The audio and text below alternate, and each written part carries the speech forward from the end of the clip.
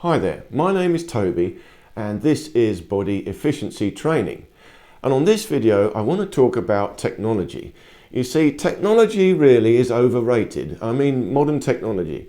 We think it's so great, but if you think about it, well, there's two things to it. There's the technology itself and then what we're using it for. But both these things are disappointing.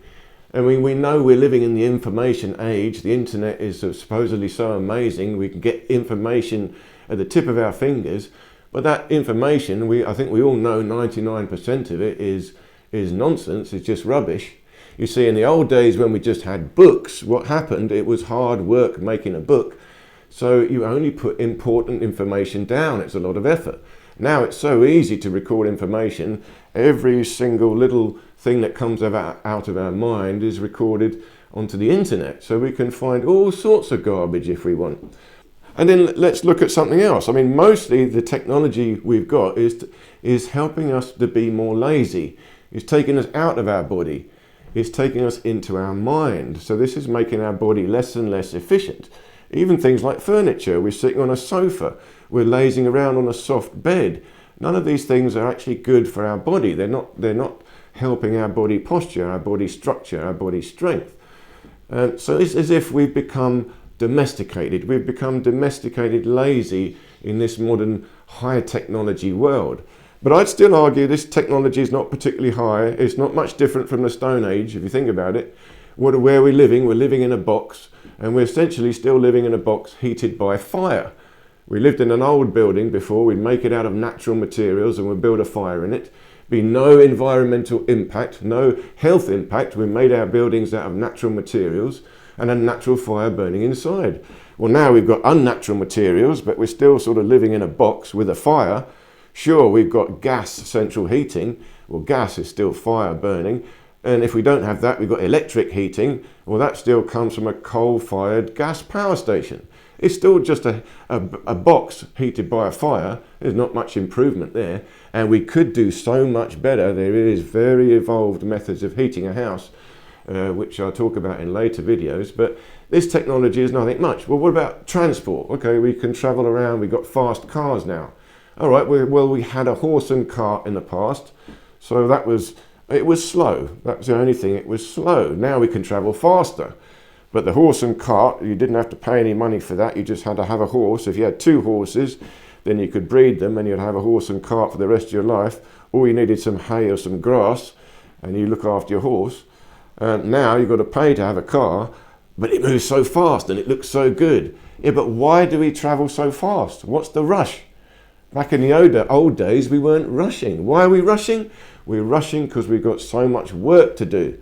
So with the work we're doing, what are we doing? Well, we just got to pay the man. We've got to do what we're told to live in this society. So we've got more work to do, so we've got to move around faster, so we need a faster car. And that comes with it a whole other set of problems. So we think we've advanced in technology, but we're still essentially just rolling along the ground. There's not really any advancement in the technology from a horse and cart to a car. So that in itself is overrated. What about the medical system? Now, the medical system, we're so-called living in the most advanced medical system age. But why have we got the more diseases, more sickness, more untimely deaths than ever before? That doesn't seem to make any sense. Well, I'll put this ever so simply. It's very difficult to trust a medical system that profits from your sickness. You see, in the old days, the Chinese doctor would only be paid if everyone was healthy. It was in his interest to keep everyone healthy. The moment someone got sick, he was not paid. So he'd work double time to get them healthy again, so he would be paid. In modern society, we've got the opposite. The medical system is only paid if we are sick. If we're all healthy, fit and healthy, they don't get paid. So as good business, they need customers, and it's in their interest to make customers. Give us one pill to fix a problem, and that pill gives you 50 more problems that you need 50 more pills for. So that's good business. So again, put very simply, we've got a medical system that now profits from our sickness rather than a doctor that profits from our health. So how is that an advancement? And this boils back to the wild man. When we're living in the wild, and we still have some wild people left, some indigenous people living in a jungle somewhere, never seen any civilized person. And these guys have got a connection, a powerful connection to nature.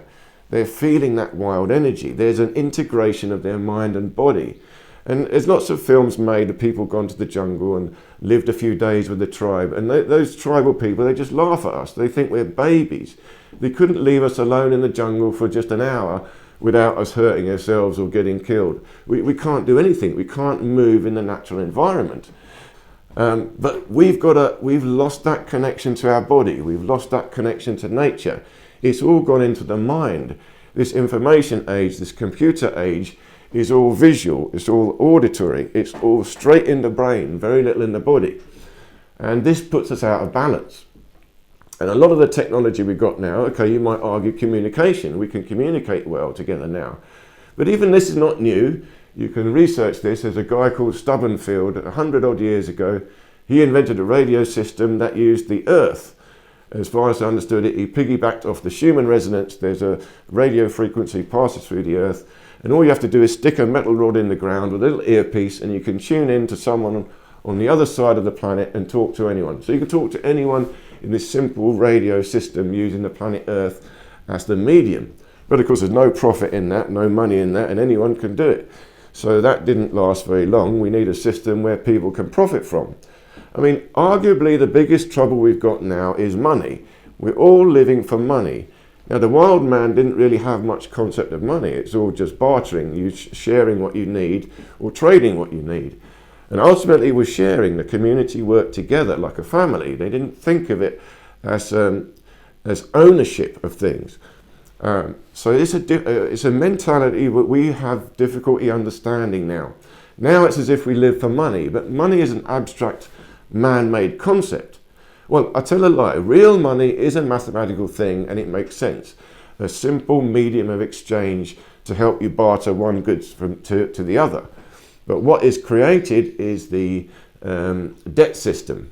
Credit and debt is created by man, created by banks. And this is the element of control. The interest rate and the compound interest is where money becomes corruption. It's a very difficult thing to understand. You don't need this interest rate in money. I'll leave a link below to my good friend Sovereign Pete, who talks a lot about this. He's a very good expert in financial system and the legal system and how this all works and how money has been used really as a control mechanism. The so-called powers that be use money to keep us all in slavery, essentially. And the money system really goes back, as far as I know, to the ancient Sumerians. It probably goes back before that. And they were the first ones who essentially started to con the people. So the people had to bring them their wealth, their gold and silver jewelry, deposit it at the bank or the temple, whatever it was all one and the same thing. And then in exchange, they'll give them clay tablets with cuneiform writing on it. So this is like fiat currency. We give collateral to the bank, and the bank gives us pieces of paper in return. But there's interest on these pieces of paper, so we always will forevermore be owing the bank these bits of paper. But the bank has got our actual real assets. So this is why this is not a good thing, and it's not an advancement. It's a devolution rather than an evolution. It's simply a system of controlling a large number of people by a small number of people. Who's ever lucky enough to be at the top of the bank and printing the money is in control. As simple as that. I'm complaining a bit here, but I do believe technology is the answer. But the technology we've given and the technology that is promoted is all for financial gain of a few corporations and a few very powerful families, and not for the masses. So we are the consumers. We are the ones that got to do the work to earn the money and make the things. And these guys are the ones that will still be living the best life, going where they want to go, living in nature. You notice how the very wealthy people always live in a lovely natural environment. You see, they always will have a country house, whereas we have to live in a box in a city on top of each other. Now, of course, the wild man is living in nature. But I'll give you another thought. At the moment now, there's a lot of talk about aliens and the UFOs and all sorts of things. People are seeing more UFOs. Are there aliens here? Are they coming? Well, I mean, the answer to that question is, of course, the life force is everywhere in the universe, and there's going to be a lot of stuff going on in the life force everywhere. Now, whether they're here or not is another thing, but if they are here, they're flying around in flying saucers.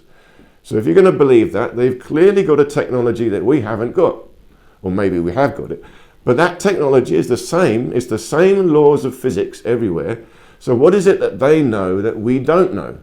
And the reality is, if one of these aliens flew down in their magical flying saucer and came and sat in our physics lecture in our university and listened to what we're teaching in our physics, in our science classes, they would laugh their little socks off. They would laugh at us. We think we're so clever with our quantum mechanics and our general relativity and this and that and the other. They would be laughing at us because they've got a technology that we haven't got. With all what we know, we're still sort of smashing rocks together. We're looking at trying to break a rock smaller and smaller and see what we got. Their science is more uniform. It is more holistic. There's a combination of the physical and the non-physical. You see, our science has totally dismissed the non-physical. So we're purely materialistic. If we can't see it, if there's not a material there, it can't exist. Now, we're talking about energy a bit more now, but we haven't defined it. We've never defined the word energy. We don't even say what it is. But I'm going to talk more about this in time. So there will be a technology that is more holistic, and that will supply us with real technological advancements. Advancements that would help build our mind-body connection. It would strengthen our mind, body and spirit. You see, the technology we've got now is weakening it. It's not strengthening it. We're separating our mind and body with modern technology. We want a technology that brings the two together. And I have a few inventions in my mind to actually build our chi, build our energy, so we can use technology for this. And a lot of people are coming up with some very exciting alternative technology.